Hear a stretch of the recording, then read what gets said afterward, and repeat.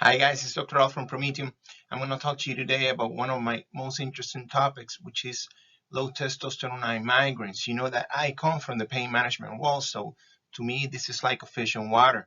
Um, we have had this problem for long periods of time, and as you know, who comes first, the hen or the egg? Is low testosterone the cause of chronic headaches, or chronic headaches the cause of low testosterone? So let's been talking about a few about both things, and we'll come to conclusions together. First thing is, what causes testosterone to go low? Well, first thing is age. After we hit the 30-year-old mark, testosterone levels start to decrease, and we know now that we have been exposed to many things that are actually causing this testosterone to go low. And if we compare a man now in the 2020s with a man in the 1980s, we probably have 30% of the testosterone those guys at that time. So that goes for age. Now the next thing is toxins, plastic bottles, shampoos, lotions, alcohol, medications can cause testosterone to go low. Next thing is diet. There's foods like soy, oat, lentils, um, apples, flax seeds that will decrease or will assess or cause the testosterone in males to decrease.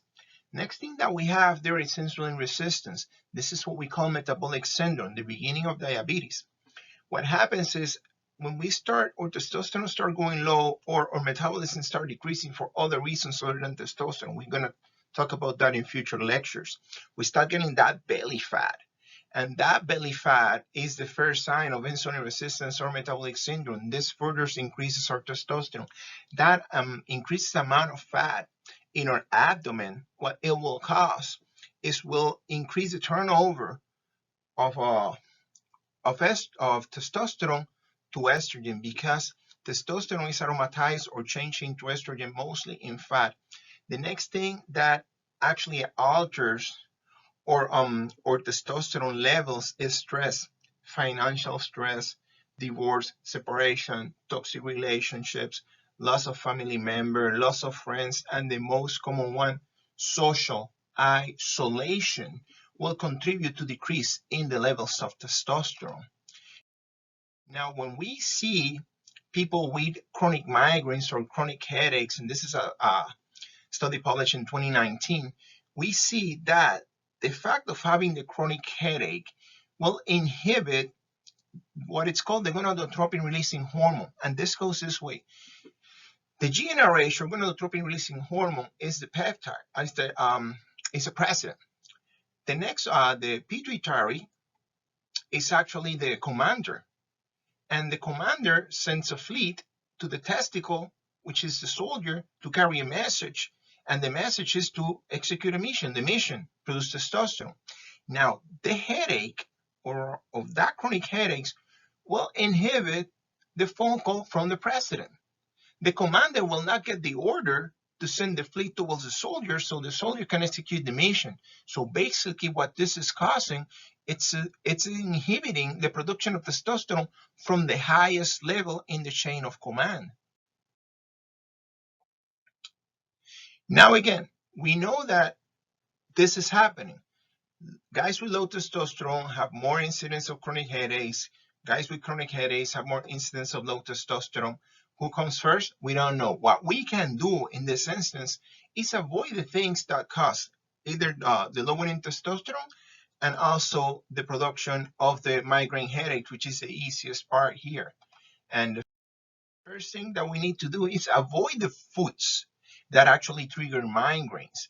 There's alcohol, caffeine, artificial sweeteners, tea, chocolate, Chinese foods, which are very high on something called MSG, cured meats, feta cheese, Parmesan cheese, blue cheese, kombucha, pickled foods like sauerkraut, the pickles that we put on the burgers, uh, pre-packed frozen foods, very bad, and foods that are high in salt. And when we say salty food, think about high sodium. Things in cans have high sodium until they're not salty, but it's high sodium. Then if we put too much salt in our foods, that also works again on testosterone levels. There's several seasonings, especially in my culture, we have a few of the seasoning salts that we use have MSG. So that causes guys in my culture to actually develop low testosterone just because of the seasonings that we use. So you gotta see what you're putting in your food, so you're not provoking a big problem for you later.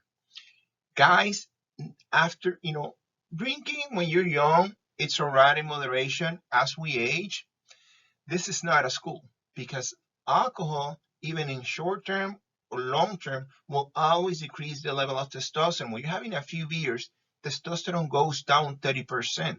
So if you keep going, it'll go lower and your performance will be affected. What happens because of all this? We develop the symptoms of low testosterone. We call it, in this time, hypogonadism. Why we call it hypogonadism? The testicle is the gonad. So if the president don't send the signal down to the commander, down to the soldiers to execute the mission, which is the production of testosterone, we get the symptoms of mood changes, sleep disturbance, our testicles grow small, we get tired, we get enlarged breasts, we lose muscle mass, we lose the spark of life, we lose body hair, we lose focus. Those things start to settle in.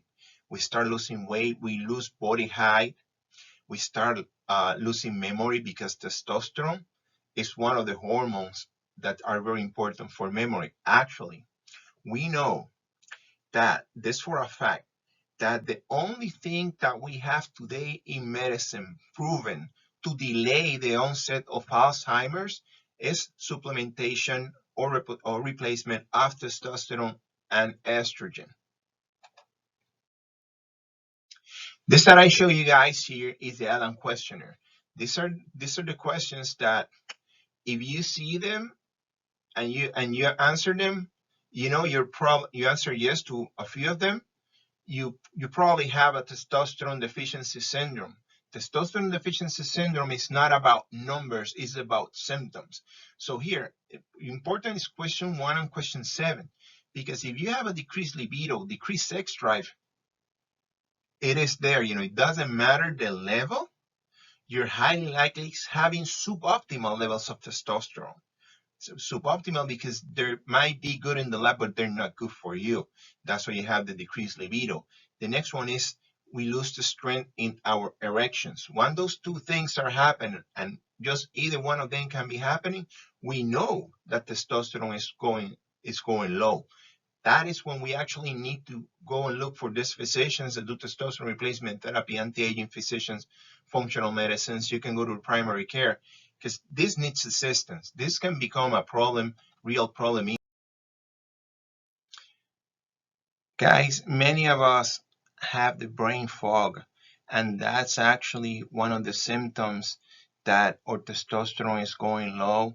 But brain fog, low testosterone, the erectile dysfunctions are not only symptoms related to low testosterone.